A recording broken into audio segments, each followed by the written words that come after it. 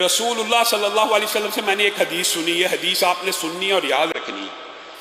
کہ اسم آدم ہے اللہ کا، ایک ایسا اسم بھی ہے کہ جس سے اللہ کو پکارا جائے تو اللہ تعالیٰ وہ دعا فی الفور قبول کر لیتے ہیں، اسی لمحے میں، اسی وقت میں۔ اور ابو امامہ کہتے ہیں رسول اللہ صلی اللہ علیہ وسلم نے فرمایا وہ اسم آدم سورت بقرہ میں بھی ہے، سورت آل عمران میں بھی ہے اور سورت طٰہٰ میں بھی ہے۔ کہا رسول اللہ نے بس مجھے میرے سامنے یہ بات کی تو میں سورت بقرہ کھول کے بیٹھ گیا، سورت آل عمران کھول کے بیٹھ گیا، سورت طٰہٰ کھول، یہ صحابی کا قول ہے۔ رسول اللہ سے سنا اور اس کے اوپر غور و فکر کرنے لگے کہ یہ کیا رسول اللہ نے بات کی ہے۔ کہا پھر میں سورت بقرہ کی اس آیت پہ پہنچا، اللہ لا الہ الا هو الحی القیوم، تو میرے ذہن میں آیا کہ اسی سے ملتی جلتی دو آیتیں آل عمران میں اور طٰہٰ میں موجود ہے، الف لام میم، اللہ لا الہ الا هو الحی القیوم وَأَنَتِ الْوُجُوهُ لِلْحَيِّ الْقَيُّومِ، یہ تینوں آیتیں کہا مجھے مل گئی اور مجھے پکا یقین ہو گیا، یعنی تینوں آیتوں میں کیا چیز ایک سی ہے۔ اسی وجہ سے محدثین نے،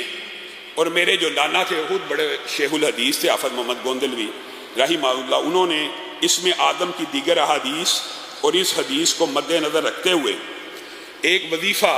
لوگوں کو بھی اور ہماری فیملی کو بتایا کرتے تھے، اور وہ کہتے تھے کہ مجھے یقین ہے،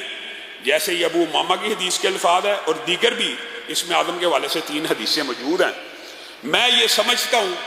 کہ کوئی شخص اگر اسم آدم کو پانا چاہتا ہے تو وہ یوں کہے بسم اللہ الرحمن الرحیم۔ یہ بسم اللہ الرحمن الرحیم بھی شامل ہے، الف لام میم اللہ لا الہ الا هو الحی القیوم یا واحد یا ذا الجلال والاکرام، یہ مشکل نہیں ہے۔ بسم اللہ الرحمن الرحیم الف لام میم اللہ لا الہ الا هو الحی القیوم یا واحد یا ذا الجلال والاکرام۔ اور ان کا یہ کہنا تھا، میں نے اپنے جتنے نمازیوں کو اور اللہ کے فضل و کرم سے تحدیث نعمت کے طور پہ کہہ رہا ہوں، ان کا ہی صدقہ جاری ہے، جس ساتھی کو یہ وظیفہ بتایا کہ یہ 313 مرتبہ پڑھ کے اسم آدم کا واسطہ دے کے اللہ سے دعا کریں، آج تک ابھی تک مجھے کسی شخص نے یہ نہیں کہا کہ میری دعا قبول نہیں ہوئی۔ ہاں یہ ضرور کہا ہے کہ ابھی 313 کے درمیان کئی دفعہ پڑھتے پڑھتے شیطان، اس طرح کے وظائف پڑھتے ہوئے شیطان وسوسے ڈالتا ہے، مانتے ہیں تو پورے نہیں ہو سکے۔ تو جو بندہ یہ سمجھتا ہے ایک دفعہ 313 مرتبہ ایک نشست میں نہیں پڑھا گیا، توڑ توڑ کے پڑھ لے،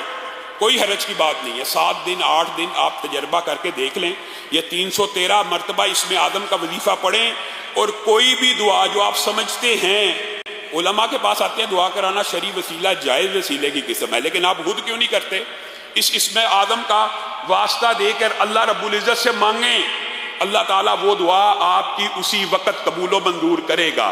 آج کے بعد یہ اللہ کا اسم ہے، یہ اللہ کے نام ہے۔ ابو امامہ کی اس حدیث سے اور محدثین کے استدلال سے آج کے بعد زندگی کے اندر اس وظیفے کو بھی اپنا لیجئے۔ اور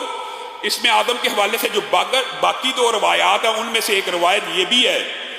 کہ رسول اللہ صلی اللہ علیہ وسلم کے سامنے